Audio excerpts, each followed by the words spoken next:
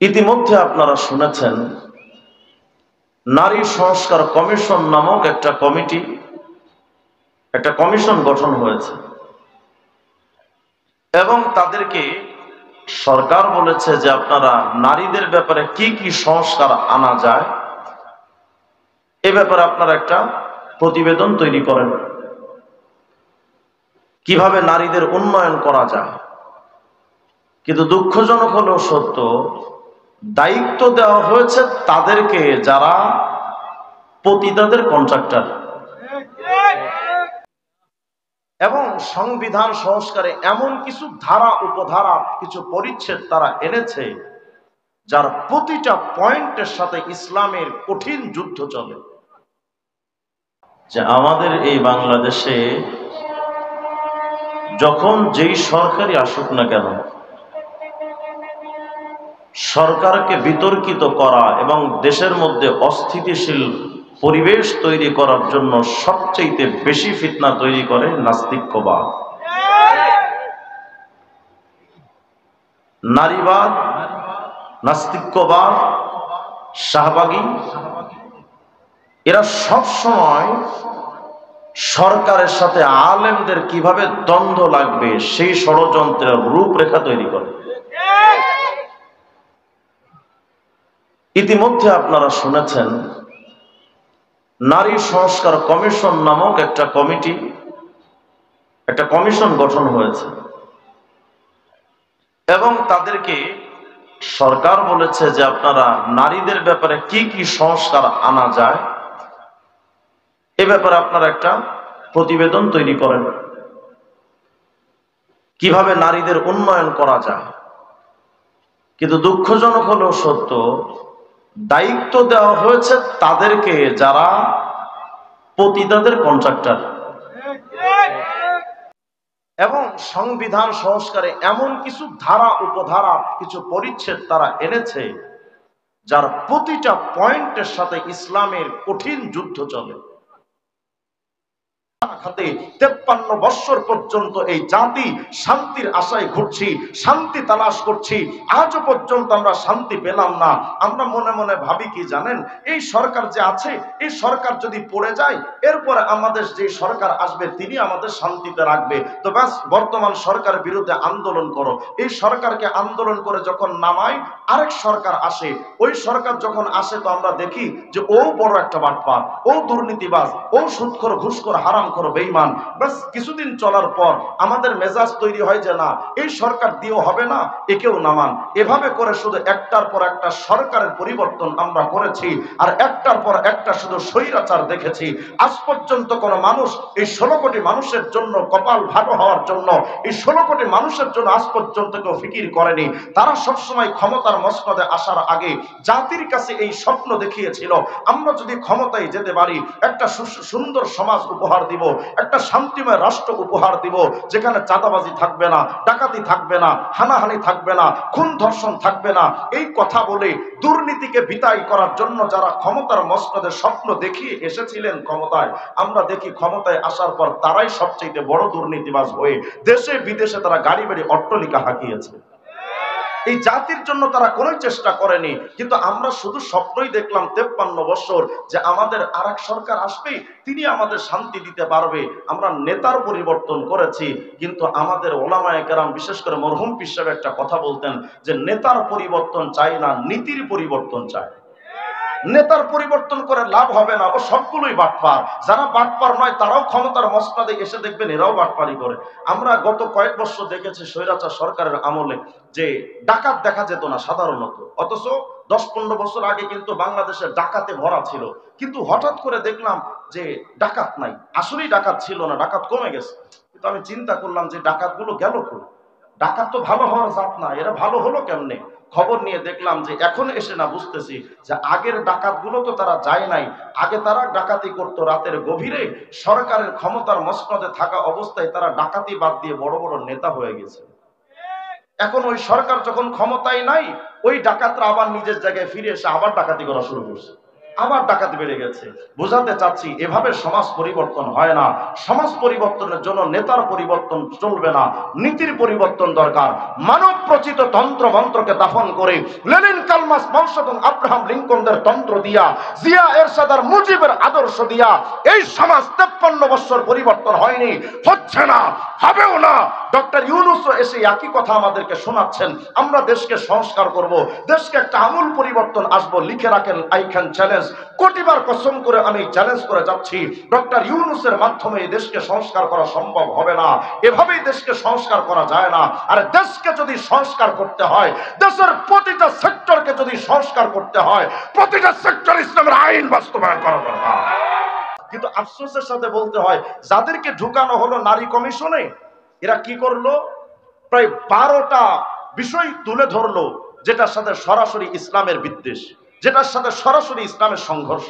আমি শুধু একটা জিনিস আপনাদেরকে পড়ে শোনাই এবং ওটার জবাবও আপনাদের দরকার। কারণ নাস্তিকরা মেয়েদের কাছে যখন এই বিষয়গুলো সুন্দর করে তুলে ধরে, তখন নাস্তিকরা মহিলাদেরকে, ইসলাম মনা মহিলাদেরকে নাস্তিক বানানো তাদের জন্য সহজ হয়ে যায়। এই নারীবাদীদের এই কমিশন, নারী সংস্কার কমিশন যে কয়েকটা রিপোর্ট পেশ করলো, এখানে তারা একটা প্রতিবেদন জমা দিয়েছে। এই প্রতিবেদনেরটা 318 পৃষ্ঠার একটা ব্যাপক প্রতিবেদন, প্রায় 17টা অধ্যায়, কিছু ধারা, কিছু উপধারা, কিছু অনুচ্ছেদ দিয়ে এই 318 পৃষ্ঠাটা সাজানো। দেখেন, এটার মধ্যে তারা গত 19 এপ্রিল এটা জমা দিয়েছে ডক্টর ইউনূসের কাছে। আশ্চর্যের সাথে বলতে হয় যে তারা নিয়ে জমা দিল, আর এই পুরা প্রতিবেদনের মধ্যে একেবারে সুস্পষ্টভাবে ইসলামকে আঘাত করেছে যেই অংশটা, ডক্টর ইউনূস ওটুকু কাট করে শুধু নিজের ফেসবুকে প্রচার করে দিলেন।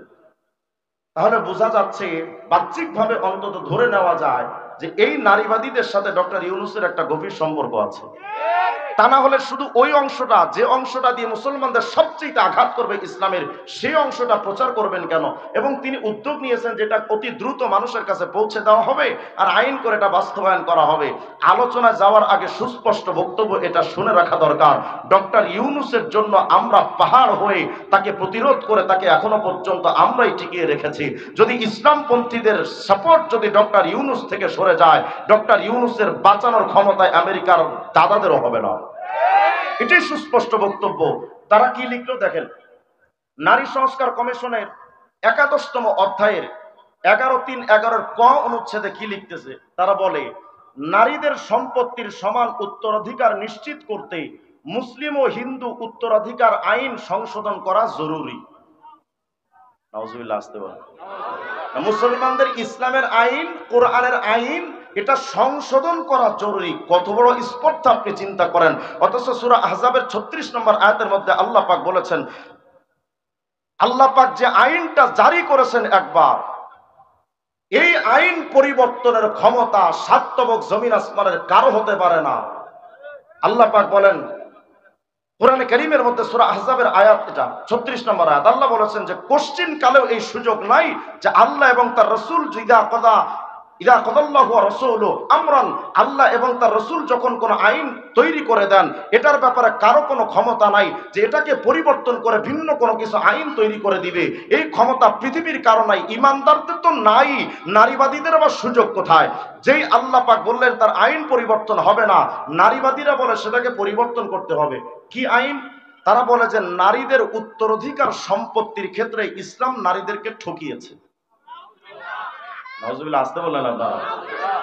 তারা বলছে, বুঝাতে চায়, সূরা নিসার যে 11 নম্বর আয়াত আসে, লিদ্দাকারি মিসলু হাদ্দিল উনসায়াইন, যে নারীরা যতটুকু পাবে পুরুষ তার ডাবল পাবে, অর্থাৎ পুরুষ যেটা পাবে নারী তার অর্ধেক পাবে। মানে একজন বাবা যদি মারা যায়, তাহলে এই বাবার সম্পত্তি ভাগ করার জন্য সন্তান ছেলে যতটুকু পাবে, মেয়ে তার পাবে অর্ধেক। তো তারা বোঝাতে চাইলো, দেখছেন এই যে কোরআনে কারীমের আয়াতেই নারীদেরকে এমন ভাবে ঠকায়া দিল, ইসলাম এমন ভাবে ঠকায়া দিল, ছেলেদের দিল 100 ভাগ আর মেয়েদেরকে দিল মাত্র 50 ভাগ। এটা কেমন ভাবে হলো? ইসলাম এখানে নারীদেরকে ঠকায়া দিল না? আয়াতটা স্পষ্ট তো দেখলে তো বোঝা যাচ্ছে এটাই, যে ইসলাম নারীদের দিছে অর্ধেক আর ছেলেদেরকে দিল 100, মানে ডাবল। তো ছেলেদেরকে জিতিয়ে দিল, ইসলাম নারীদেরকে ঠকিয়ে দিল। তো তারা বলল যে এই আইনটাকে সংশোধন করতে হবে, কোরআনের এই আইন সংশোধন করতে হবে। কেন? এখানে ইসলাম নারীদেরকে ঠকিয়েছে। কিন্তু আমি বলতে চাই, এই আয়াত দিয়ে আল্লাহ পাক নারীদেরকে ঠকায়নি, পুরুষদেরকেও ঠকায়নি, নারীদেরকেও ঠকায়নি। ইসলামের একটা থিওরি হলো পুরুষকে জিতাতে গিয়ে নারীকে ঠকায় না, নারীকে জিতাতে গিয়ে পুরুষকে ঠকায় না। আল্লাহ নারীদেরকেও, আচ্ছা বলেন নারী বান্দি কার? বলে না কার? পুরুষরা বান্দা কার? তো সবই তো আল্লাহর। এখন আল্লাহ যদি কোনো ক্ষেত্রে, এরপরে পৃথিবীর সম্পত্তি টোটালটা কার? আর বলে না কার? এখন যার সৃষ্টি, যার সম্পদ, যার দুনিয়া, উনি যতটুকু দিবেন এটা তো উনার ব্যাপার, তুই নাক গলানোর কে? কথা কয় না। এরপরও যদি তোমরা যুক্তি তালাশ করতে চাও বা বুঝতে চাও যে এই আয়াতের আসলে অর্থটা কি এবং নারীদেরকে যে ইসলাম ঠকালো না এটার জবাবটা কি, তো এটা তো কমিশন গঠন করে প্রতিবেদন জমা করার আগেই তো আমাদের কাছে জিজ্ঞেস করা দরকার ছিল। আমরা জানি তো তোরা জাহেলে মুরাক্কাবে গায়রে মুফিদ, অন্তত আমাদের কাছে তো জিজ্ঞেস করবি যে আসলে এই আয়াত নারীদেরকে ঠকায় দিল কেন। উচিত তো ছিল নারীবাদীদের যে এই সমস্যাগুলোর সমাধান করা। কথা হয় না, তা না করে তারা উল্টা আমাদের উপরে চাপিয়ে দিচ্ছে আমাদের সুস্পষ্ট বক্তব্য। আমি জানি এই বক্তব্য দেওয়ার পরে হয়তো আবার রাষ্ট্রদ্রোহী মামলা হতে পারে। ডক্টর ইউনূসদেরকে আমরা কথা ক্লিয়ার করে বলতে চাই, সহিহ বুখারী সহ অসংখ্য কিতাবের মধ্যে আসছে, আল্লাহর হাবিব বলেছেন, মান আমিলা আমালান লাইসা আলাইহি আমরুনা ফাহুয়া রদ্দুন। আল্লাহর হাবিব বলেছেন, যেই আইনটা ইসলামে নাই, নবীর থেকে নাই, আল্লাহ থেকে নাই, সাহাবীদের থেকে যে আইন নাই, এমন কোন আইন যদি আমার বাংলাদেশের সংবিধানে ডক্টর ইউনূসরা চাপিয়ে দেয়, সুস্পষ্ট বক্তব্য হলো সংবিধানের ইসলাম বিরোধী কোন আইনকে মানি না। যেই সংবিধান ইসলাম বিরোধী হবে, মুফতি আমিনের মতো বলছি, ওই সংবিধানকে ডাস্টবিনে নিক্ষেপ করে দাও। ওই সংবিধানের সাথে মুসলমানের কোনো সম্পর্ক নাই।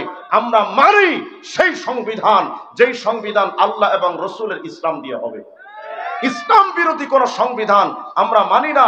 আরে আল্লাহ রসুলই তো বলেছেন, সুস্পষ্ট বক্তব্য হলো আল্লাহর হাবিব বলেছেন, দেখো আল্লাহর বিরুদ্ধে লা তাআতা লি মাখলুকিন ফি মাসিয়াতিল খালিক, আল্লাহর বিরুদ্ধে যদি কেউ চলে যায়, আমার বাপ হতে পারে, মা হতে পারে, সন্তান হতে পারে, পীর হতে পারে, নেতা হতে পারে, উস্তাদ হতে পারে, নেতা হতে পারে। আরে ডক্টর ইউনূস শুধু নয়, পৃথিবীর সুপার পাওয়ার আমেরিকাও যদি আমার বিরুদ্ধে চলে যায়, আল্লাহর বিরুদ্ধে কোন আইন হলে পৃথিবীর কাউকে মানি না আমরা। অতএব সুস্পষ্ট ভাবে এই সরকারকে আমরা জানিয়ে দিচ্ছি, হয়তো মিডিয়ার মাধ্যমে আমাদের তথ্য পৌঁছে যাবে, ডক্টর ইউনূসের এখন উচিত নারীবাদীদের এই সংঘ, এই সংস্থাকে, এই কমিশনকে এখনই বিলুপ্তি করা। যদি এটার বিলুপ্তি না করে, ডক্টর ইউনূসও তো একজন এনজিওর লোক, যদি তিনি চান যে নারীদেরকে, এই নারীবাদীদেরকে তিনি উস্কিয়ে দিয়ে সামনে দিবেন, তিনি তার অবস্থানকে মজবুত করতে চান, তাহলে এটা জেনে রাখা দরকার ডক্টর ইউনূসের বিপক্ষে পুরা আওয়ামী লীগ শক্তি, এখন ডক্টর ইউনূসের বিরুদ্ধে পুরা বিএনপি শক্তি, ইন্ডিয়া তো পুরাটাই বিরোধী, পুরা দেশের অসংখ্য মানুষ ইউনূস বিরোধী। ইউনূসের পক্ষে আছে সাধারণ সচেতন মুসলমান এবং ইসলামপন্থীরা। যদি ডক্টর ইউনূস নারীবাদীদের খপ্পরে পড়ে ইসলামপন্থীদেরকে যদি তিনি দূরে সরিয়ে দিতে চান, তাহলে এটা মনে রাখা চাই, আমরাই কিন্তু তারাই বছরের পর বছর আমরা কারাগারে থেকেছি, কিন্তু শেখ হাসিনার কাছে মাথা নোয়ায় নাই। সুতরাং এখনই সময়, হয়তো ডক্টর ইউনূসকে এখন সিদ্ধান্ত নিতে হবে, তিনি কি নারীবাদীদের সরকার নাকি এই বাংলাদেশের আপামর জনসাধারণের সরকার। যদি আপামর জনসাধারণের সরকার হয়ে থাকেন, কতিপয় নাস্তিকদের কথাই তিনি চলতে পারেন না। আল্লাহ তাআলা যেন আমাদের সকলকে কথাগুলো বুঝে আমল করার তৌফিক দান করেন। এরপরে আরো কয়েকটা বিষয় তারা এনেছে, আমি সংক্ষেপে ওই বিষয়গুলো বলে দিই, যেহেতু এই বিষয়ে বিস্তারিত বলতে পারি নাই, তারপর একটু সংক্ষেপে আপনাদেরকে বলে দিই। তারা দ্বিতীয় নম্বর আরেকটা বিষয় এনেছে, বলে বাল্য বিবাহ এটাকে নিষিদ্ধ করতে হবে, বহু বিবাহকে নিষিদ্ধ করতে হবে। আল্লাহ বলেন, ফানকিহু মা তাবা লাকুম মিনান নিসাই মাসনা ওয়া সুলাসা ওয়া রুবা, দুইটা, তিনটা, চারটা পর্যন্ত পুরুষ বিয়ে করতে পারে। কিন্তু নারী কমিশন এরা বলছে যে না, একটার বেশি বহু বিবাহকে রোধ করতে হবে, বাল্য বিবাহকে বন্ধ করতে হবে। বাল্য বিবাহ মানে সরকারের কাছে প্রাপ্তবয়স্ক ছেলে মেয়ে হলো অন্তত 18 বছর 22 বছরে গেলে তারপরে প্রাপ্তবয়স্ক হয়। আচ্ছা, যদি 18 বছর 22 বছরে একটা ছেলে মেয়ে যদি প্রাপ্তবয়স্ক হয়, তাহলে 14 বছরে তারা ধর্ষণ করে ধরা খায় কেন? কথা কয়। তাহলে বোঝা গেল এই মেয়েরা 18 বছরের আগেই অবশ্যই তারা বালিকা হয়, ছেলেরা 18 বছরের আগে 22 বছরের আগে অবশ্যই তারা বালক হয়। বাস্তবতার বিরুদ্ধে গিয়ে বাংলাদেশের নারী পুরুষ ছেলে মেয়েদের বাল্য বয়স হিসেবে প্রাপ্তবয়স্ক হওয়ার যে বয়সটা নির্ধারণ তারা এই সময়কে করেছে, এই সময়টাকে, বয়সটাকে পরিবর্তন করা দরকার। তারা বাল্য বিবাহ, বহু বিবাহের বিরুদ্ধে অবস্থান নিয়েছে। এরপরে লিখেছে তারা তাদের এই কমিশনে, শরীর আমার, সিদ্ধান্ত আমার। নাউজুবিল্লাহ। তা আমি বললাম ঠিক আছে, জুতা আমার, হাতও আমার, যেখানে পাওয়া যাবে সেখানে জুতা দিয়ে পিটানো হবে। কোন এদের সাথে কোনো কথা হবে না, এদের সাথে কোনো পর্যালোচনা হবে না। বাংলাদেশের আইন কি বলবে, প্রশাসন কি বলবে, কিচ্ছু জানি না। যারা এই কথা বলে শরীর আমার, সিদ্ধান্ত আমার, এই নাস্তিক্যবাদীদেরকে যেখানে পাবেন ওখানে জীবন্ত পুঁতে ফেলবেন। এরপরে তারা বলেছে ট্রান্সজেন্ডার আইনকে তারা প্রমোট করতে চায়। ট্রান্সজেন্ডার মানে একটা ছেলে চাইলে সে মেয়ে হিসেবে থাকতে পারবে, সে প্রয়োজনে তার লিঙ্গ পরিবর্তন করতে পারবে। অথচ ইসলামের সুস্পষ্ট এ ব্যাপারে বলতে গেলে তো বিস্তারিত আয়াত আছে, ওয়ালা আমুরান্নাহুম ফালিয়ুগাইয়িরুনা খালকাল্লাহ, একটা আয়াত আছে। এটা ট্রান্সজেন্ডার এক কথাই শয়তানের ইচ্ছা এবং শয়তানের সিস্টেম এটা। 4 নম্বর হলো নারী অধিকারের ব্যাপারে সমতা, অর্থাৎ বিয়ে, তালাক ইত্যাদি অনেক ক্ষেত্রে নারী পুরুষ যেমন সিদ্ধান্ত নিতে পারে, নারী তেমন সিদ্ধান্ত নিতে পারবে। এরপরে তারা লিখেছে পতিতাদেরকে শ্রমিক হিসেবে সিদ্ধান্ত দেওয়া দরকার। নাউজুবিল্লাহ, আসতে বলেন। পতিতাদেরকে যদি শ্রমিক হিসেবে আখ্যায়িত করতে হয়, তার আগে নারী কমিশনকে বেশ্যাদের কন্ট্রাক্টটা সিদ্ধান্ত দিতে হবে। আল্লাহ তাআলা আবার যদি কোনোদিন আলোচনার সুযোগ দেন সেদিন কথা হবে। আজান হয়ে গেছে, এখন আজান হবে ইনশাআল্লাহ। আল্লাহ তাআলা আজকের মজমাকে কবুল করেন। আসসালামু আলাইকুম ওয়া রাহমাতুল্লাহ।